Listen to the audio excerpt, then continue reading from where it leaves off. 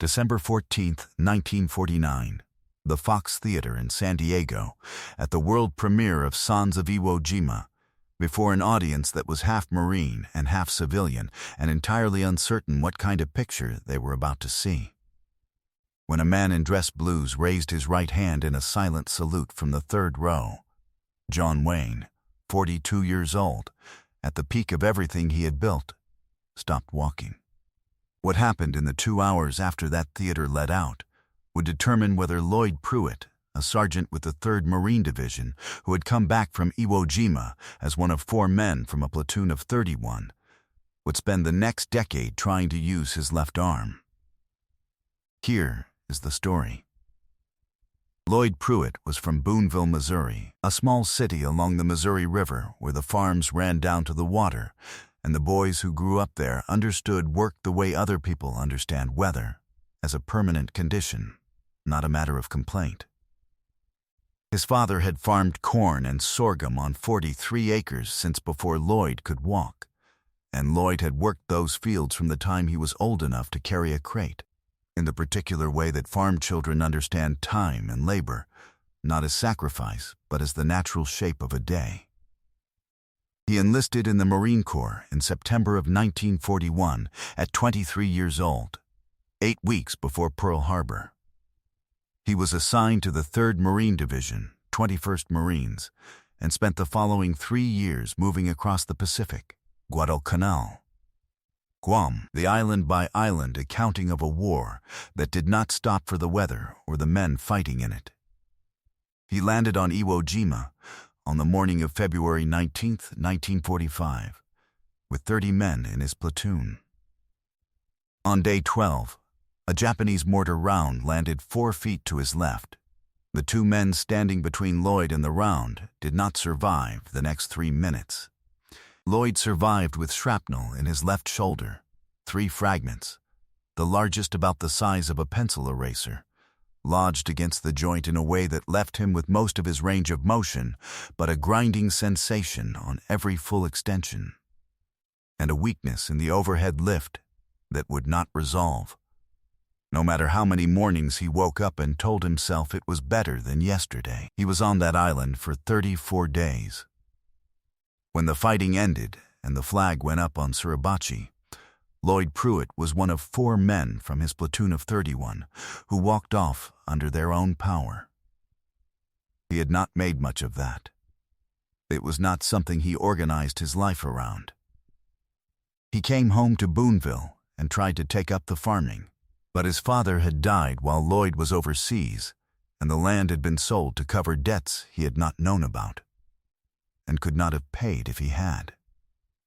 He found work at a hardware store in Kansas City instead. He showed up at 6:30 in the morning, 6 days a week, and he knew where everything was, and he helped people find what they needed. And some mornings the overhead shelves were a problem, and some mornings they weren't, and he did not discuss this with anyone because it was his business and not anyone else's. The Veterans Administration Regional Office in Kansas City had his claim on file since February of 1948. 19 months. In those 19 months, a claims adjuster had returned his paperwork twice, with requests for additional medical documentation, different requirements each time, laid out in letters that were courteous and thorough, and which had the quality of processes designed to exhaust rather than resolve. His family doctor had written 2 letters on his behalf. The VA had written back requesting imaging records from a military hospital that Lloyd could not locate because the records unit had itself been reorganized and the forwarding address was wrong. He had written to the appropriate office. He had not heard back. He did not complain about this. He wore his left arm carefully and kept his paperwork in a folder in the kitchen, and worked the hardware store, and came home at night and ate supper, and did not talk about the shoulder or the folder or Iwo Jima to anyone in his household, because those were his things to carry. In November of 1949, a veterans organization in Kansas City received a block of tickets to the San Diego premiere of a new John Wayne picture called Sons of Iwo Jima. A film about the Marines, about the flag raising, about the island where Lloyd Pruitt had spent 34 days and watched 27 of his platoon be buried. The tickets went to combat veterans by preference. Lloyd was given 2. He wore his dress blues. The old ones taken in at the waist, the left shoulder seam altered to accommodate the arm, the ribbons and stripes still clean. He had not worn them in 3 years. He did not know why he put them on for this. He put them on anyway. The Fox Theater in San Diego on a December evening in 1949 was a different world from the hardware store in Kansas City. The cameras, the lights, the crowd lining the sidewalk in the cool coastal air, the Marine color guard in full dress standing at the entrance like a wall of ceremony. Women in evening gowns, men in suits. The sound of a band playing somewhere out of sight. Lloyd arrived with the veterans group and found their block of seats in the 3rd row, and sat down in the way that men sit when they have learned, at great cost in places most people will never see, how to be entirely still and take nothing in particular for granted. The theater filled. The crowd around him laughed and talked and leaned across each other's seats. Nobody in that row, in that theater, in that city knew what Lloyd Pruitt had carried in through the door with him that evening, wearing it tucked up inside an old set of dress blues that fit him differently now than they had in 1945. When John Wayne came down the aisle before the screening, the crowd stood.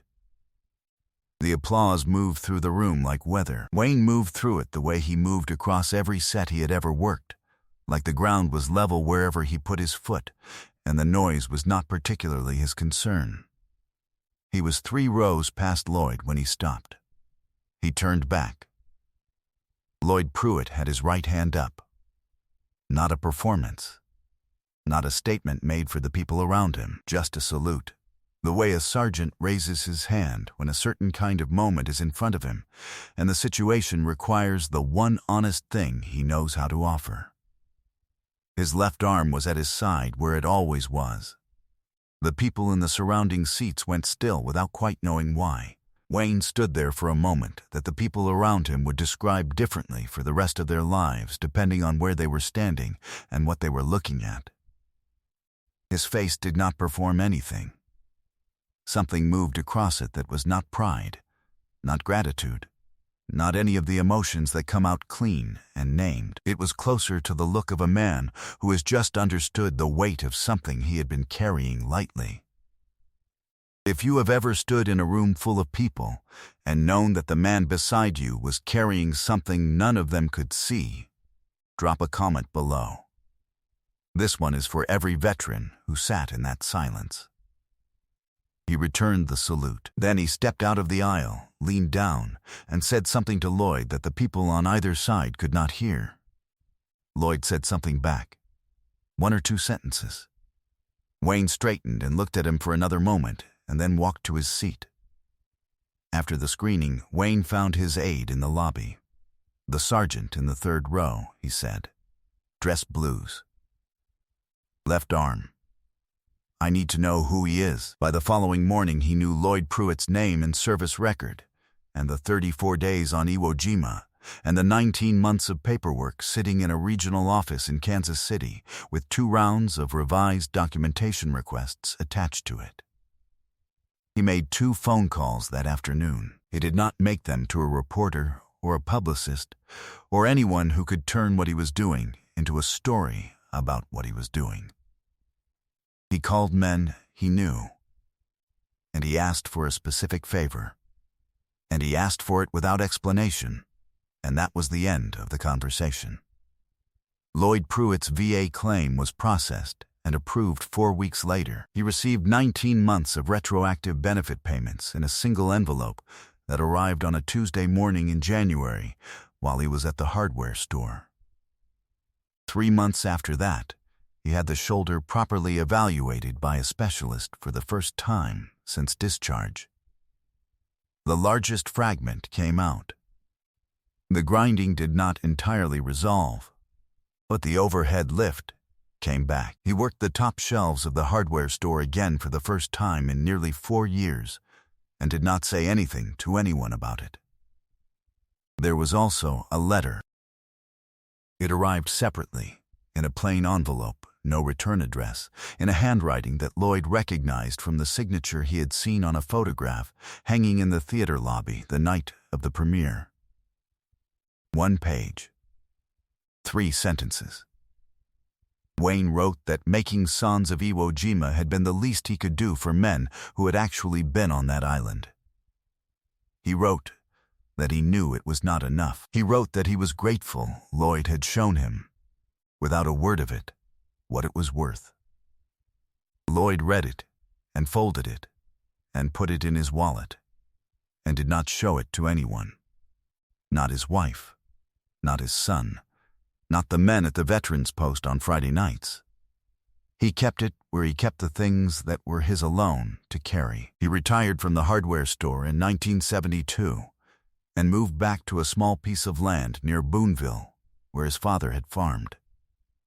His son Carl had gone to college on the stability those benefit years had quietly made possible and become a high school history teacher in Kansas City. In the fall of 1968, Carl taught a unit on the Pacific War and showed his students Sons of Iwo Jima in a classroom with the blinds half drawn against the afternoon light. He stood at the back while they watched, and he did not tell them that his father had been on that island for 34 days, or that a man had once turned back in a theater aisle because of the way his father had raised his right hand, or what had happened afterward. He thought his father would have preferred it that way. Lloyd Pruitt died in April of 1981 at 63 years old. When his wife Margaret went through his bedside drawer, she found the letter there, moved from the wallet at some point in those years he never spoke of. It had been refolded so many times that the creases had worn nearly all the way through the page. The handwriting was still legible. She recognized it from the movies she had seen as a girl. She folded it back the way she found it and put it in the drawer. John Wayne never spoke of Lloyd Pruitt, not to his co-stars or his director or any of the principals at that premiere. Not in any interview in the 30 years he worked after that December evening. Not in the 2 memoirs compiled from his public statements. Not in any letter found in any archive. Not in any conversation his children recorded. The phone calls he made have never been traced to him by any journalist who went looking for them. He stopped in that aisle because a man raised his hand and showed him, without a word, what a real salute meant, and who had actually earned the right to one. It broke something in him that he could not fix with a speech or a gesture or any of the public things available to a man in his position. He could only fix it the way he fixed most things, quietly, without credit, by finding the one specific thing that would actually help and doing it before anyone could make a story of it. He noticed the people that rooms had decided not to see. He saw what Lloyd Pruitt was carrying before Lloyd had said a word about it. He stepped back 3 rows, and he made 2 phone calls, and he wrote 3 sentences on a piece of paper, and then he never mentioned any of it again. Some men understand, in the way that only costs them something, that the least they can do is still a great deal, and that the doing of it quietly is the whole point. If this story reached you, share it with someone who needs to hear it. Subscribe if you haven't yet. There are more stories like this one, and every one of them deserves to be told. And unfortunately, they don't make men like John Wayne anymore.